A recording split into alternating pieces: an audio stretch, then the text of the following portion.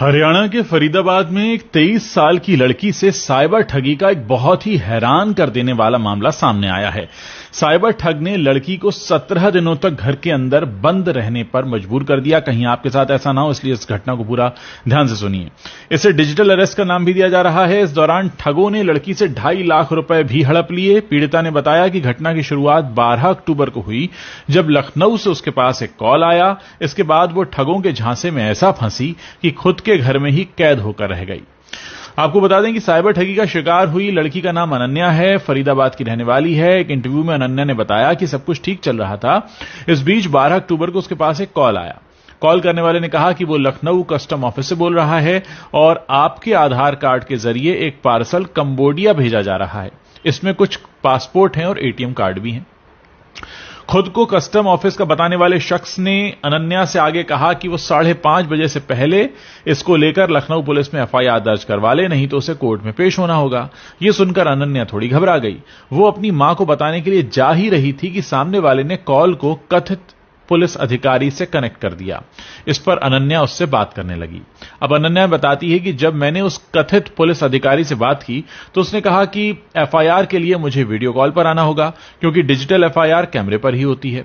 इस पर मैंने स्काइप ऐप ज्वाइन किया और कैमरे के सामने बैठ गई। सामने पुलिस की वर्दी पहने कुछ लोग खड़े थे और थाने जैसा ही बैकग्राउंड भी बना हुआ था। इसके बाद पुलिस अधिकारी ने आधार कार्ड और बैंक डिटेल्स वगैरह चेक करने की बात कही। फिर कुछ देर बाद उसने कहा कि आपके यानी अनन्या के खिलाफ तो पहले से ही एक एफआईआर दर्ज है और अरेस्ट वारंट भी जारी हो चुका है।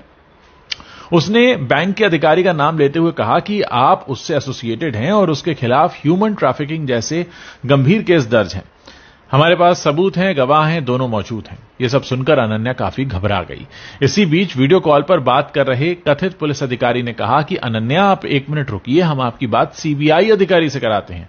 और कुछ देर बाद एक सो कॉल्ड कथित सीबीआई अधिकारी भी लाइन पर आ गया। उसने अनन्या से कहा कि जितनी कीमत का आपके खिलाफ चार्ज है, वो बताया गया था करीब 3 करोड़ 80 लाख का, तो उसका 5% यानी 15 लाख रुपया आपको अभी देना होगा, नहीं तो हमें आपको तुरंत गिरफ्तार करना होगा। जब अनन्या ने इतने पैसे देने में असमर्थता जताई तो उसने कहा कि अब हम आपको डिजिटल अरेस्ट कर रहे हैं। इस दौरान आप अपना स्काइप बंद नहीं करेंगी, 24 घंटे हमारी निगरानी में रहेंगी, कैमरा ऑफ कर सकती हैं, लेकिन हम आपकी आवाज सुनते रहेंगे। और इस तरह ये लड़की जो है ये अपने ही घर में कैद होकर रह गई। मतलब मामला यह था कि अनन्या ने जब अपने घर वालों को इस बारे में बताने के लिए कहा तो कॉल पर मौजूद जो शख्स था उसने सख्त लहजे में मना कर दिया। उसने कहा कि हम आपकी मदद कर रहे हैं, आपको इस बारे में किसी से बात करने की जरूरत नहीं है, यह बहुत गोपनीय मामला है। 3-4 दिन यह सब चलता रहा। फिर एक दिन कॉल करने वाले शख्स ने कहा कि अनन्या, आपका केस कोर्ट पहुंच गया है, जज से बात हुई, उन्होंने आपका केस प्राथमिकता पर रखा है, जमानत राशि के तौर पर आपको 15 लाख रुपए देने होंगे।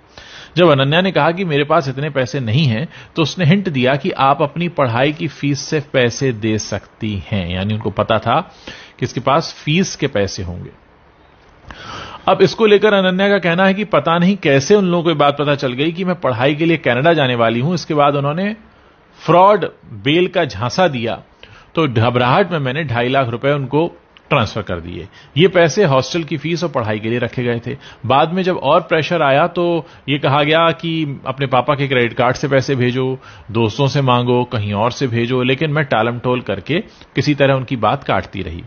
इस सब में हफ्ते भर से ज्यादा का समय कट गया। इस दौरान अनन्या अपने घर के कमरे में एक तरह से डिजिटल अरेस्ट रही, वो भी घर वालों से छुपकर, क्योंकि जब वीडियो कॉल करने वालों को पैसे नहीं मिले तो उन्होंने 17 दिन बाद यह कहा कि अब आप फ्री हैं, आपको डिजिटल अरेस्ट से आजाद किया जाता है।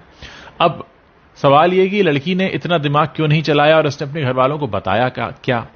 अनन्या की जो मां है उसने ये कहा है कि पिछले कुछ दिनों से मेरी बेटी लैपटॉप 24 घंटे अपने साथ लेकर चलती थी, खाते पीते सोते जागते हर जगह वो ऑनलाइन रहती थी। हमें नहीं पता था कि उस पर निगरानी रखी जा रही है।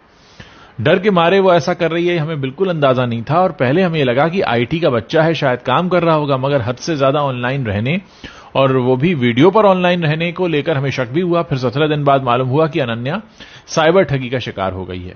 अनन्या की मां कहती हैं कि दोषियों पर कड़ी कार्रवाई होनी चाहिए। जिस तरह मेरी बच्ची मेंटली टॉर्चर हुई है, किसी और का बच्चा ना हो। फिलहाल पुलिस ने केस दर्ज करके जांच शुरू कर दी है। दोस्तों, ये अपनी तरह का अनोखा मामला है जिसमें डिजिटल अरेस्ट किसी को किया गया। मैं चाहता हूं कि इस वीडियो को आप ज्यादा से ज्यादा लोगों के साथ शेयर करें ताकि ज्यादा से ज्यादा लोगों के पास ये सूचना पहुंचे और ये लोग जो इतने शातिर हैं किसी और के साथ इस खतरनाक काम को अंजाम न दे पाएं। जितना ज्यादा हो सकता है इस वीडियो को शेयर कीजिए। व्हाट्सएप पर शेयर कर सकते हैं, फेसबुक पर शेयर कर सकते हैं, टेलीग्राम पर शेयर कर सकते हैं, अपने दोस्तों के ग्रुप्स में भेज सकते हैं।